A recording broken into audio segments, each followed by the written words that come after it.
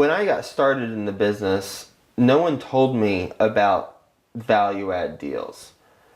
So you're welcome, by the way, first and foremost.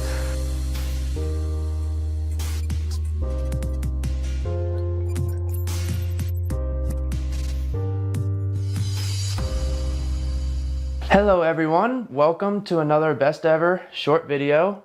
Again, I'm here with Joe Fairless, and we just finished talking about phone calls with investors, potential investors, both ways, questions you get asked.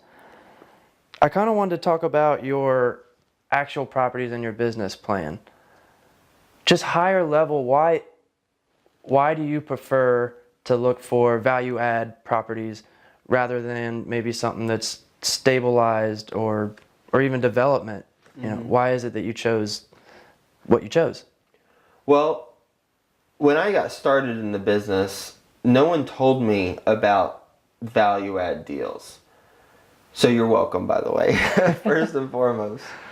I just thought you bought for cash flow. You bought based on the existing financials, and the property made 8-9%, and then you just held on to it.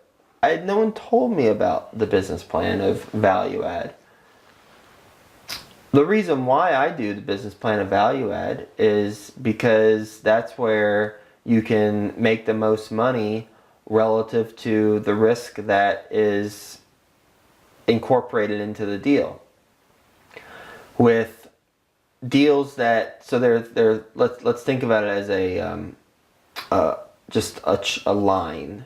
You've got on this side stabilized properties that you had no value, you simply buy for cash flow. In the middle, you've got value add deals, and then at this end, you've got development deals. Development deals, you can make the most money, I believe, but you have the greatest risk. What we do, you can make the medium amount of money and you have the medium amount of risk. And then stabilized properties, you have the least amount of risk and you make the least amount of money. Generally. Right. Always exceptions, but generally. So we choose to, I'm never going to do development, ever. It's because so of the stressful. The risk, the stress, the time involved, the politics. I read the book Am I Being Too Subtle by Sam Zell. Great book, by the way. And he talks about how developers, he doesn't do development.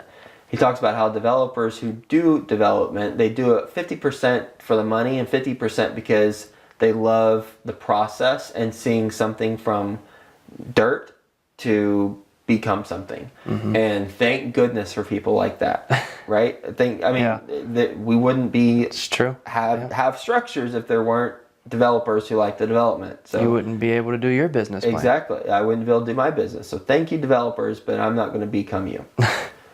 They appreciate that, I'm sure. Yeah, right. Everyone wins.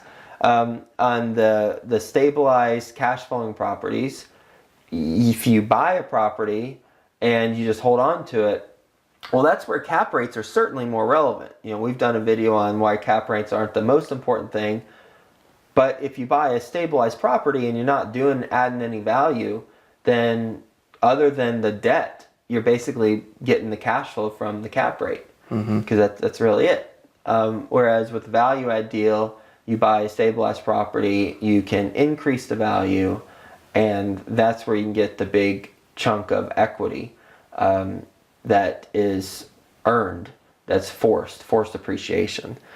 If you read books about how real estate investors turned $100 into $1 million in 10 years or something, they're doing some sort of appreciation play, and it's likely that one, they got real lucky if they went from 100 to a million. Right. They got real lucky they lived in or investing in an appreciating market, but two, most likely they were adding value to each of those properties along the way. And so that's why I do value add deals. That makes sense. I want to ask you specifically how you add value, but we'll shoot another video for that. So thank you for watching this video. We have a newsletter you can subscribe to for more tips every week in your inbox. You can subscribe at bestevernewsletter.com.